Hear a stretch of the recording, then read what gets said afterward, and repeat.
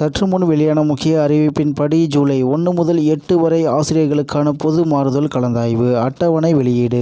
செய்தியை முழுமையாக கேட்கறதுக்கு முன்னாடி நம்ம சேனலை சப்ஸ்கிரைப் பண்ணலாம். சப்ஸ்கிரைப் பண்ணிக்கோங்க. மறக்காம பெல் பட்டனை கிளிக் பண்ணிக்கோங்க. அப்பதான் நம்மளுடைய அப்டேட்டட் நியூஸ் உங்களுக்கு உடனுக்குடன் வந்து சேரும். அரசு பள்ளி ஆசிரியர்களுக்கு பொது மாறுதல் கலந்தாய்வு ஜூலை 1 முதல் 8ஆம் தேதி வரை நடைபெற உள்ளதாக பள்ளி கல்வித்துறை அறிவித்துள்ளது. தமிழகத்தில் பள்ளி கல்வித்துறையின் கீழ் 37,455 அரசு பள்ளிகள் இயங்குகின்றன.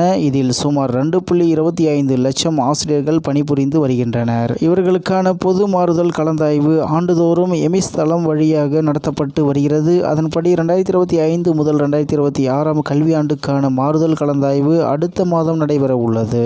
இதற்கான விண்ணப்ப பதிவு கடந்த ஜூன் 19இல் தொடங்கி 25ஆம் தேதியுடன் முடிவடைந்தது. மாநிலம் முழுவதும் 80,000க்கும் மேற்பட்ட ஆசிரியர்கள் மாறுதல் கோரி விண்ணப்பித்துள்ளனர். இந்நிலையில் பொது மாறுதல் கலந்தாய்வுக்கான கால அட்டவணையை பள்ளி கல்வித்துறை இன்று அதாவது ஜூன் 26 வெளியிட்டது. அதன் விவரம்: மாறுதல் கோரி விண்ணப்பித்த அனைத்து வகை ஆசிரியர்களின் முன்னுரிமை பட்டியல் ஜூன் 28ஆம் தேதி வெளியிடப்பட உள்ளது. அதில் திருத்தம் இருப்பின் ஜூன் 29ஆம் தேதி முறையிடலாம். அதன்பின் இறுதி முன்னுரிமை பட்டியல் ஜூன் 30ஆம் தேதி வெளியாகும். மேலும் இதனைத் தொடர்ந்து அனைத்து விதமான ஆசிரியர்களுக்கான பொது மாறுதல் கலந்தாய்வு வருவாய் மாவட்டம், மாவட்டம் விட்டு மாவட்டம் என்றளவில் 4 சுற்றுகளாக ஜூலை 1 முதல் 8ஆம் தேதி வரை நடத்தப்பட இருக்கிறது.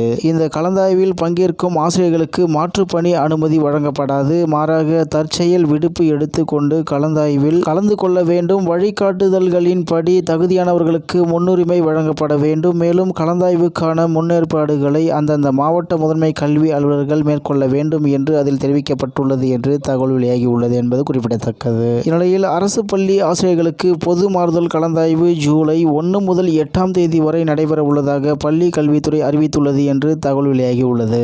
இத்துடன் இன்றைய முக்கிய செய்தி நிறைவேறுகிறது. மேலும் இது போன்ற செய்திகளை உடனுக்குடன் தெரிந்து கொள்ள ஆர்கே நியூஸ் தமிழ்நாடு சேனலுடன் இணைந்திருங்கள். நன்றி, வணக்கம்.